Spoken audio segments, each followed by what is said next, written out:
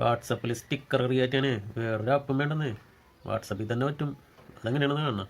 വാ, ഇതിനായിട്ട് WhatsApp open ആക്കണം കേട്ടോ.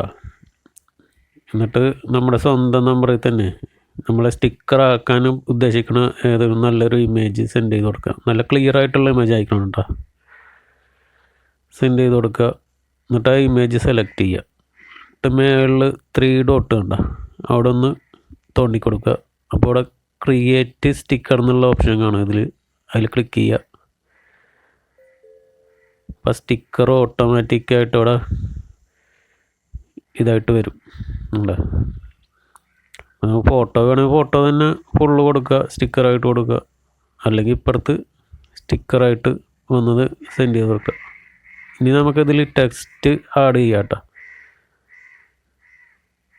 ഇവിടെ ടെക്സ്റ്റ് നമ്മൾ എഴുതാനും നമ്മൾ എന്തെങ്കിലും കോമഡി ആണെങ്കിൽ എഴുതാൻ ഉദ്ദേശിക്കണമെങ്കിൽ അവിടെ മലയാളത്തിൽ വേണമെങ്കിൽ ടൈപ്പ് കൊടുക്കുക, അല്ലെങ്കിൽ ഇംഗ്ലീഷിലാണ്. നിങ്ങളുടെ ഇഷ്ടത്തിനനുസരിച്ച് ടെക്സ്റ്റ് ടൈപ്പ് ചെയ്യുക. അവിടെ ടെക്സ്റ്റിൻ്റെ സൈസൊക്കെ അഡ്ജസ്റ്റ് ചെയ്യാനുള്ള ഇതൊക്കെ ഉണ്ട്.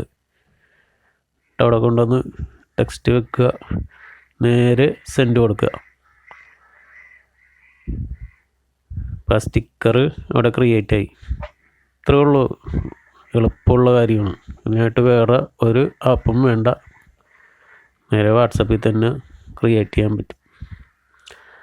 ഈ വീഡിയോ ഇഷ്ടപ്പെട്ട ലൈക്ക് ചെയ്യുക, ഷെയർ ചെയ്ത് കൊടുക്കുക.